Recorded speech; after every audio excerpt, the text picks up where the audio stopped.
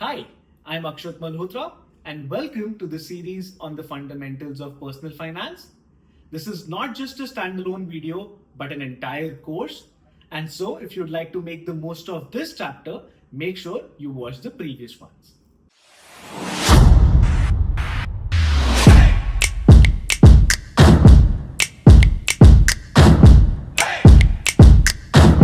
Welcome back to this module. In this module, we're going to study about the practical ways in which we can achieve all the theory that we've studied in the previous module. Right? The theory was very important and it helped us set the right mindset, the right mind frame when it comes to thinking about our personal finances. But what we're going to study in this module now is the practical ways in which we can achieve the long-term vision that we've set for ourselves, the compounding, the long-term wealth creation. So let's go about studying what are those practical ways in which we can actually start working on on our personal finances. But before we do that, let's quickly look at few of the common mistakes that we've always done when it comes to, thinking about money, thinking about investments, thinking about savings. And I'm sure you'll relate to one or maybe all of these mistakes because you must have done something similar in your life till date. So the first one being, whenever it comes to thinking about money, we make unrealistically strict budgets, not assign funds for entertainment, not assign funds for any unexpected expenses. We're like, you know what, is mahine ki salary, I'm not going to spend it at all. This month, super strict budget, no outside food, no movies, no parties with friends. I'm going to save each and every penny and just not spend it on here and there. And most of the times what happens? By the 15th or the 20th of the month, we're like so tired. We're like, yeah, today I had a very tough day at office. I need to go out with my friends. I need to go out for some change. I need to go out for a dinner. And happens. That's natural, right? That's natural because we really need to treat ourselves. We are working so hard. We're working so well. We're putting in so much of effort. So we need to treat ourselves. So putting ourselves in unrealistically strict budgets, nah, not a good thing to do. And in fact, it doesn't work. The second most common mistake that we do is spending first and investing whatever is left. Thinking that way, right? यार अभी ना I will spend first and last में महीने में जितना बचेगा I'm going to invest that. Right? Happens? At the end of the month, कभी पैसा नहीं बचता. We are never able to save any money at all. Whatever is there in our hand, we usually, it's human psychology, we usually end up spending all of it. And so, that doesn't work too. Mistake number 2. And finally, mistake number 3, often chasing returns. You know what? Market is at all-time high, not a right time to enter. Oh, no, market is too low. What if I enter now? What if it goes even further low? No way, not a good time to enter. So we often keep thinking, no, this is not the right time. That is not the right time. And in fact, this policy is not doing well. The fixed deposit is not giving interest. Mutual funds are not working well, so on and so forth. We just keep thinking, maybe keep overthinking about investments and thus not get started with it. So what do we do so that we can avoid each of these mistakes and actually go about taking action on our investment plan? Let's look at a few of the strategies.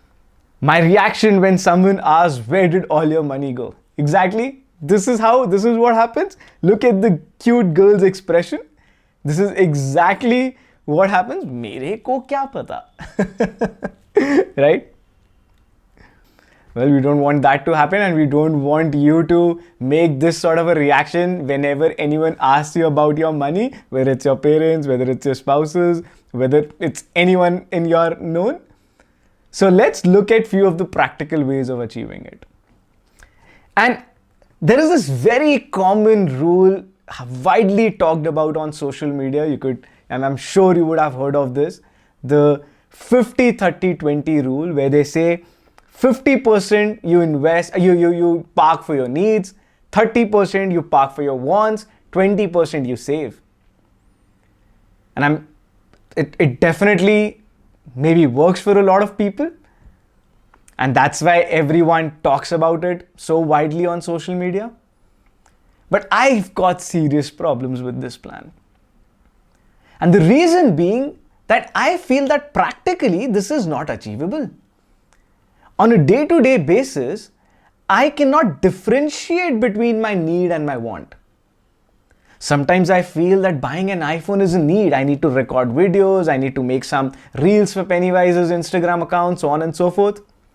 But sometimes I feel, my normal phone also does that. Why do I really need an iPhone? So differentiating, again, as human psychology, as basic in thinking in the layman terms, differentiating between a need and a want becomes very, very tough on a day-to-day basis. And in fact, on the other hand, we don't even want to do that every time, right? We think about how you're out in a mall shopping, and you're like, kya ye meri need hai? Is this my want? Do I really need this sweater? Do I really need this shirt? No, you don't want to do that. You don't want to keep questioning your spending habits every single time, right? And so that's why I feel that this 50-30-20 rule does not work. It is not practically achievable. Maybe you can do it for a month or so, but this is not something that you can build as a practice for a long term. And so what we propose, and what's been working personally for me and for all the people who've taken this workshop over the last years, is something called, we've modified this rule a bit and made it into the 30-20-50 rule. The 30-20-50 rule. And what does this 30-20-50 rule say? So the 30-20-50 rule states that 30% of your earnings you straight away park for your long-term investments. Something that you put away for the next 15-20 years and not think about it at all. So 30% gets dedicated towards your long-term investments. 20% you use that amount of money to create an emergency fund. You save that money for your immediate expenses, you create an emergency fund with that. And the remaining 50% of your salary, you spend it like a king or a queen, you enjoy on that money, do whatever you'd like to do, party, go on a vacation, buy things you always wanted to buy, do anything with that. You basically live like a king or a queen on that. So simple, 30% of your money you straight away put aside for your long-term investments, 20% you use it to build your emergency corpus, and the remaining 50% you spend it, you use it for all sort of expenses. With your 20%, which you're using to build your emergency corpus, you remember in the previous module we studied about how do we create an emergency fund. And so if you are earning 50,000 rupees of your salary, you need 3 lakh rupees of emergency fund. So 20% of 50,000 rupees is 10,000 rupees. 10,000 rupees every month you start saving towards your emergency fund, and in a matter of 30 months, you'll have 3 lakh rupees of emergency fund. So even when it comes to creating your emergency fund, it's not like that today you've got to go have 3 lakh rupees together and put it aside. No. You build it slowly because you don't want to miss time with your long-term investments, right? Time is the key. Compounding will only start working for you when you start investing your money for the long term from a very beginning. And so you continue with the 30% for your long-term investments, 20% straight away go for creating your emergency corpus, and that'll take about 30 to 35 months based on the salary and the kind of emergency corpus you need. And then the remaining 50% you enjoy with that. Simple, powerful, achievable. Do you agree with that? Put your answers in the comments, put it down in the notebook. Let me know if you think that this 30-20-50 rule is something that you can start off from today itself. And trust me, I've been using this for the last 3.5, 4 years. and all my finances are perfectly streamlined. Now I know there might be one question that Akshit, 30%, 50%, 50% is too less. I have a lot of liabilities. I have some things that I need to take care of. Agreed, agreed. And so the point here is that you don't have to go blindly follow the 30, 20, 50. What do I mean by saying that is, if you feel that as of today, you end up spending about 60, 70% of your salary, it's okay to further modify this 30, 20, 50 rule a bit and personalize it according to your needs. So let's say it could be a 20, 10, 70 rule.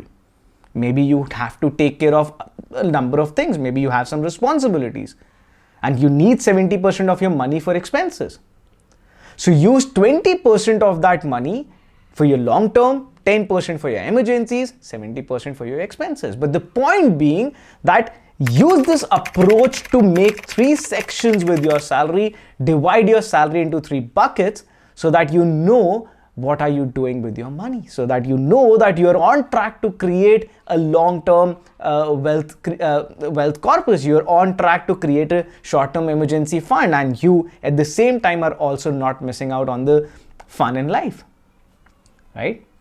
So yes, that is what this is about, the 30, 20, 50 rule, which we strongly feel is something which is very achievable and something which is practically very, very, very helpful. Now, what if I tell you we do have some special news on how you can automate this 30, 20, 50 rule?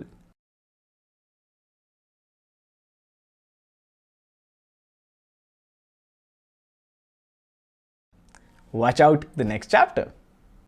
I hope you enjoyed watching this video. Please like, share and subscribe to this channel and stay tuned for more such videos.